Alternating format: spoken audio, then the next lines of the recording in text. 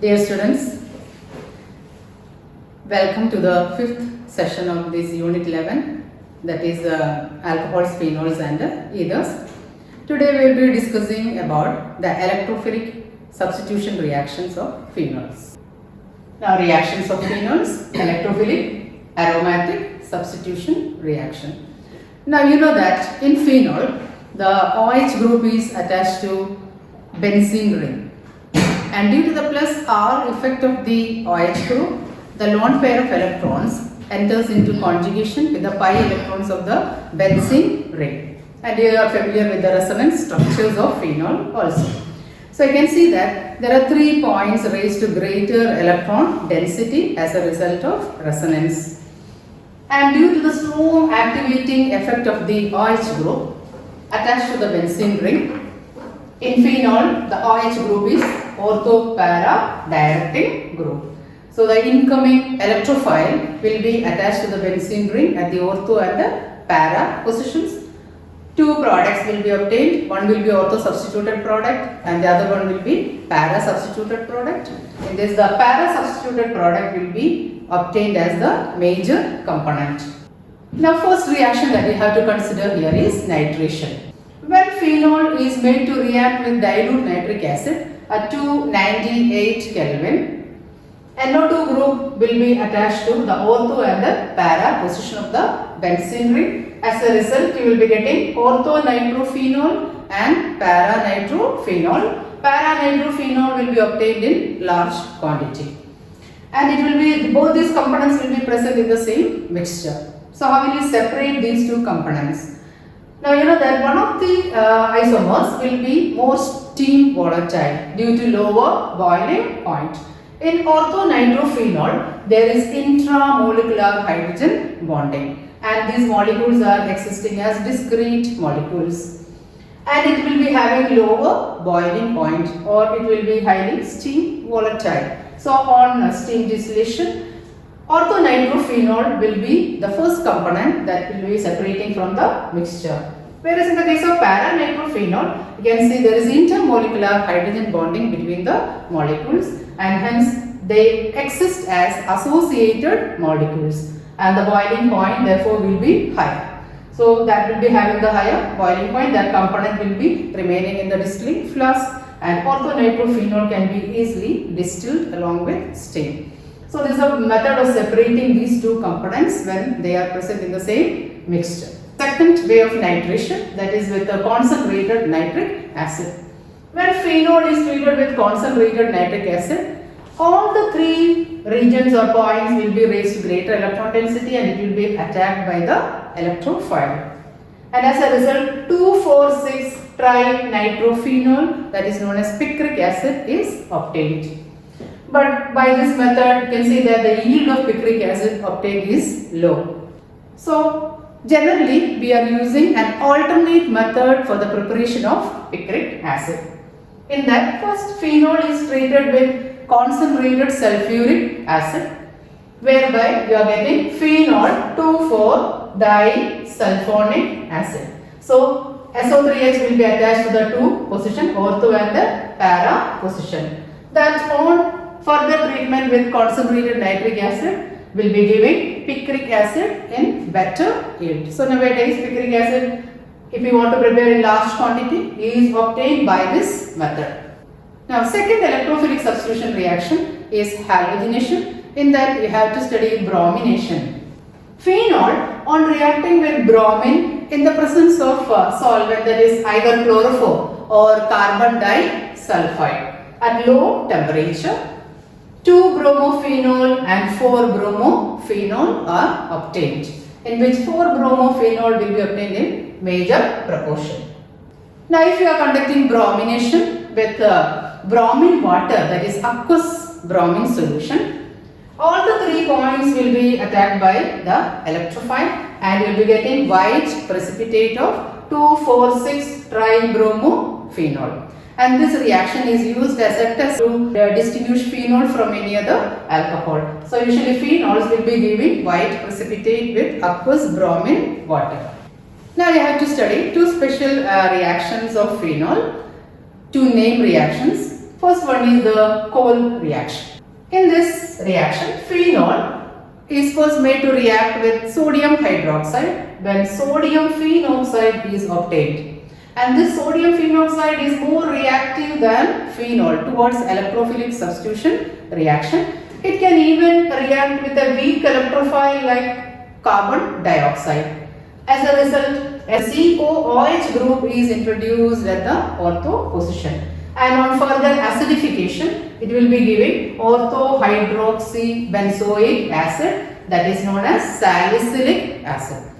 And this particular reaction, that is known as Cole reaction. So in Cole reaction, phenol is converted to salicylic acid.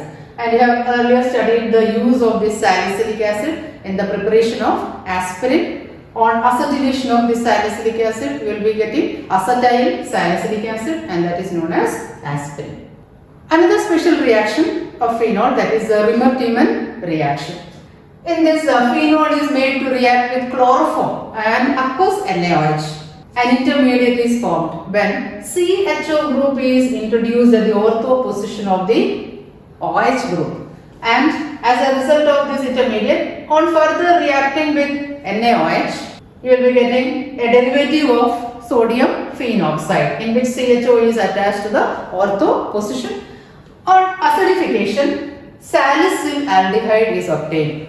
That is orthohydroxybenzaldehyde is obtained. And this reaction is known as Rimmer-Tiemann reaction.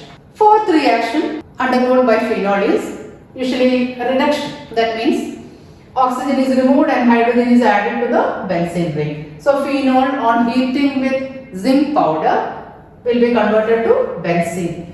So this is the only reaction in which the carbon-oxygen bond is cleaved. Using zinc powder on heating, it will be converted to benzene. That means O is removed, oxygen is removed and hydrogen is added. So this can be cited as a reaction of reduction. Isn't it? Reduction of phenol. Next, the last one is the fifth one, that is the oxidation. Here phenol on oxidation using chromic acid. Now how will you prepare chromic acid? Because chromic acid is an unstable acid. On mixing sodium dichromate or potassium dichromate in concentrated sulfuric acid, in the medium chromic acid will be generated and that will be reacting with phenol and oxidation process occurs. As a result, a conjugated diketone is obtained and it is known as benzoquinone. Now let us go to the class of compounds, that is ethers in this section. Ethers are usually represented as R, O, R dash, where R and R dash can be same or different. Now if they are same, we call it as symmetrical ether. But if R and R dash are different alkyl groups or aryl groups, then we can call it as unsymmetrical ether. And the naming of ethers we have already studied in the introduction chapter. So straight away we will be moving to the methods of preparation of ethers. Now first method that we have to study here is dehydration of alcohols. When alcohols are heated with concentrated sulfuric acid at 413 Kelvin, two molecules of alcohol will be undergoing dehydration, removal of water molecule, and as a result ether will be obtained as the product. Earlier you have studied the same method of preparation of alkene from alcohols. When alcohols are heated with concentrated sulfuric acid at 443 Kelvin, alkene will be obtained as the major product. But here we have to reduce the temperature at 413 Kelvin. When alcohols are heated with sulfuric acid, two molecules will be undergoing reaction. OH and H will be eliminated as H2O and we will be getting the product as ether. For example, in the case of ethyl alcohol, two molecules of ethyl alcohol will be undergoing dehydration to form diethyl ether. That is the major product obtained. Now in the preparation of ethers, you have to study the mechanism, how ethers are prepared during the acidic dehydration of alcohols.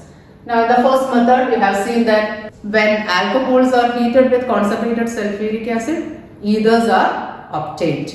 So let us see what is the mechanism of this reaction.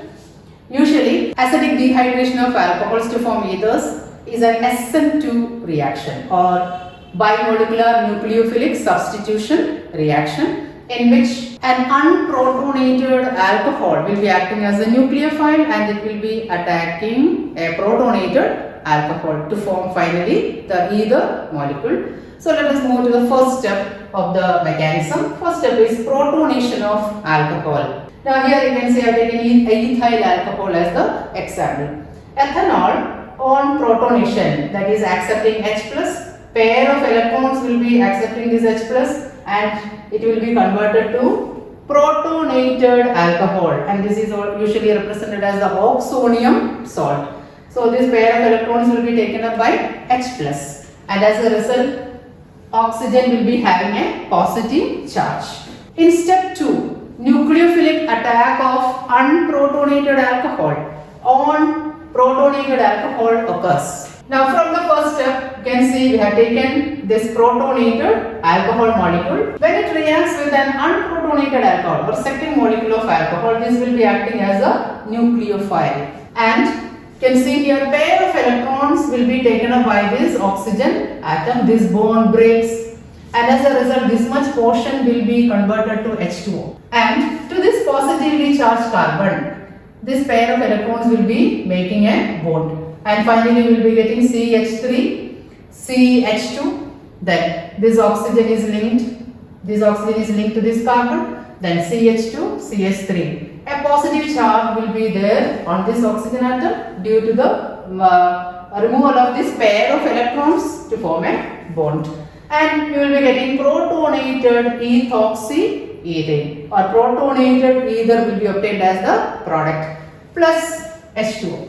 Now this step is a slow step, and you know that slow steps are usually rate determining steps. And the incoming nucleophile and the leaving group, so the incoming group and the leaving group is there, so it represents an SN2 mechanism. Then finally, loss of a proton or deprotonation to form ether molecule or ethoxyethane from ethyl alcohol.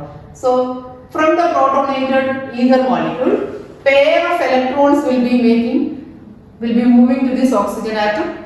As a result, the positive charge will be nullified and H plus will be released and the major product obtained will be ethoxyethane. This H plus will be again continuing step 1, 2 and 3, and finally the reaction will be complete till the whole of alcohol molecules are used up.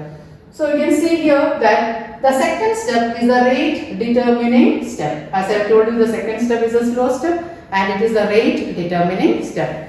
So usually in SN2 mechanism, the order of reactivity will be primary greater than secondary greater than tertiary. Alcohol molecules are small or not branched or unhindered, then only the reaction will be moving at a faster rate and the yield of ether obtained will be higher. So what are the limitations of the first method? Acidic dehydration of alcohols gives only symmetrical ethers. So in that case we can prepare only symmetrical ethers, because otherwise if you are taking two different types of alcohols, a mixture of products will be obtained, and that method is used only for industrial purposes and we cannot prepare unsymmetrical ethers.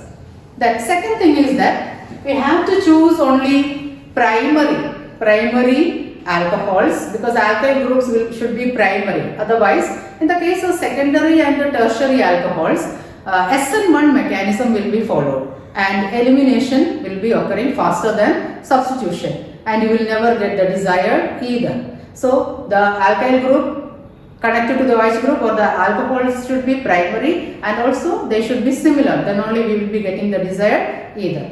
So these are some of the limitations of the first method.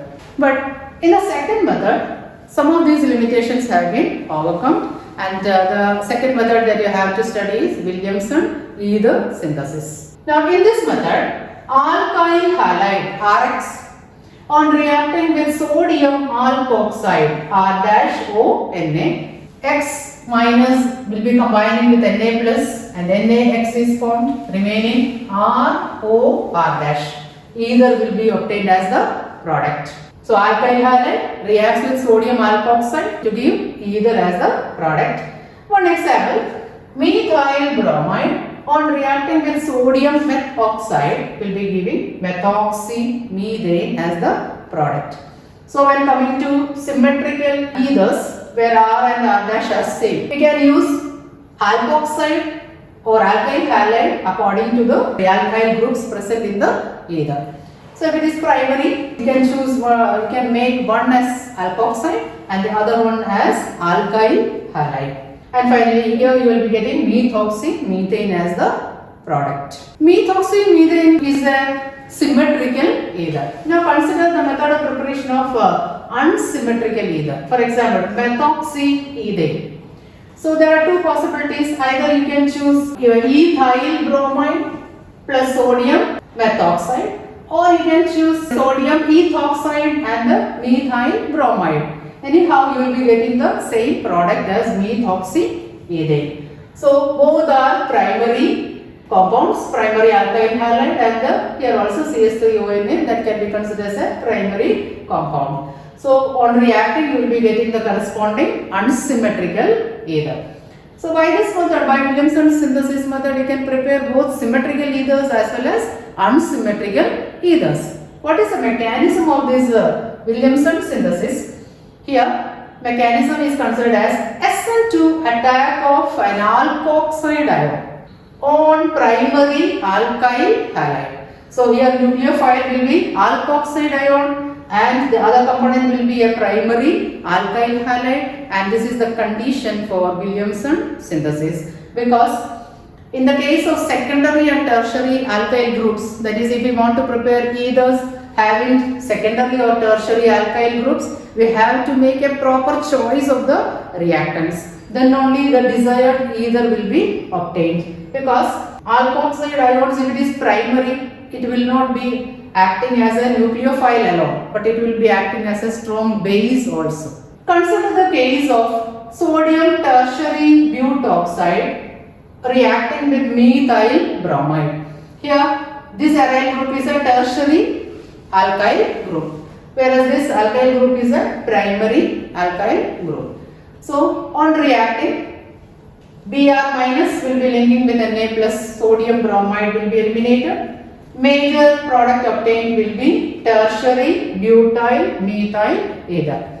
In this case, better results are obtained when the alkyl halide chosen is always primary. So that is the prime condition that you have to remember. In Williamson ether synthesis, secondary or tertiary alkoxides can be chosen, but primary alkyl halides is a must for the reaction, and then only you will be getting the desired ether as the major product. Now consider this case, just reverse the reactants. A tertiary alkyl halide on reacting with a primary alkoxide. CH3ONA is a primary alkoxide. When this bond is cleaved, it becomes CH3O minus. Na plus will be combining with Br minus and sodium bromide will be formed. But actually we are expecting the same ether to be produced as in the case of first one. But here no ether will be formed, but instead of that elimination occurs faster than substitution. The reason is that alkoxides are not only good nucleophiles but also they are strong bases. Now what is the property of a base? Bases usually abstract or remove a proton from the other reactant molecule, and as a result elimination occurs faster than substitution, and you will be getting a mixture of products and you will never get the desired ether. So here you can see CH3O minus will be abstracting a proton from any of these CH3 groups. Suppose H is removed from this carbon atom, it will become CH2. And this H will be combining with the CH3O minus, and finally you will be getting methyl alcohol. This much portion will be converted to an alkene and 2-methyl propene will be obtained as the product. And sodium bromide also will be formed. So the condition for Williamson synthesis is that you have to choose always primary alkyl halide. Then alkoxides can be either primary, secondary or tertiary, but the alkyl halides you have to choose it as primary alkyl halides. So as in the previous example, only primary alkyl halides will be reacting with primary, secondary or tertiary alkoxides. Then only you will be getting the desired ether. Now what are the limitations of this Williamson ether synthesis? Let us summarize. Williamson ether synthesis is a versatile method and can be used for the preparation of both symmetrical as well as unsymmetrical ethers. But there are some limitations also. In the case of Williamson ether synthesis, you have to choose primary alkyl halides.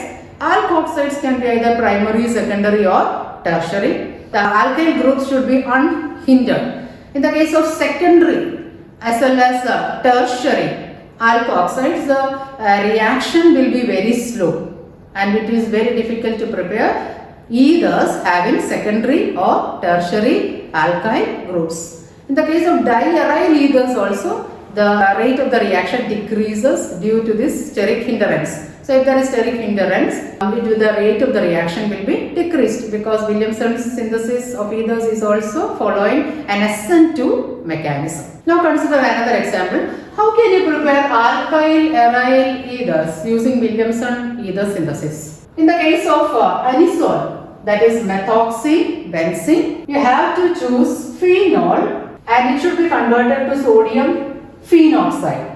So always sodium phenoxide is to be made to react with alkyl halides. The reverse we cannot think. We cannot use bromobenzene with sodium methoxide because you have studied that in the case of bromobenzene, the carbon halogen bond does not cleave easily and does not undergo reaction very fast, isn't it?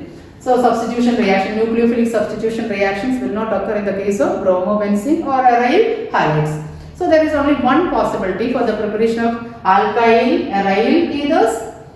Choose phenol, convert it into sodium phenoxide by treating with the sodium hydroxide. Then react it with the corresponding alkyl halide. Here I have taken CH3Br. So that O minus Na plus will be combining with CH3Br and finally we will be getting C6H5O CH3 and that is commonly known as anisole. Or commonly it will be also known as methoxybenzene. Similarly, how will you prepare phenol? That is ethoxybenzene. There also you have to choose phenol, convert it into sodium phenoxide and treat it with ethyl iodide. Then you will be getting phenol as the main product. Now let us study the two examples citing the limitation of Williamson ether synthesis.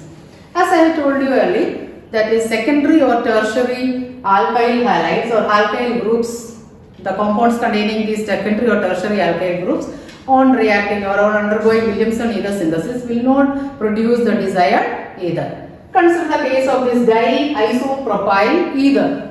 In this case, you have to make one as sodium alkoxide and the other group as alkyl halide. And due to steric hindrance, the possibility of formation of this diisopropyl ether is difficult. And we have to think that only groups, if it is smaller, then only ether can be formed or desired ether can be formed. Diisopropyl ether or ditertiary butyl ether cannot be formed by Williamson ether synthesis. Consider another example. Sodium phenoxide on reacting with bromobenzene. Diphenyl ether. We are expecting the product as diphenyl ether. But is this reaction possible by Williamson ether synthesis? And you have studied earlier that bromobenzene will not undergo nucleophilic substitution reaction easily by the cleavage of carbon halogen bond. Therefore, these two reactants will not give this product by Williamson ether synthesis. So this is also a limitation of Williamson ether synthesis. We cannot prepare diaryl ethers or we cannot prepare ethers containing secondary or tertiary alkyl groups effectively by this method. But in spite of all these limitations, Williamson synthesis is found to be most suitable method for the preparation of both symmetrical ethers and unsymmetrical ethers. So hope you have understood all these concepts. Thank you.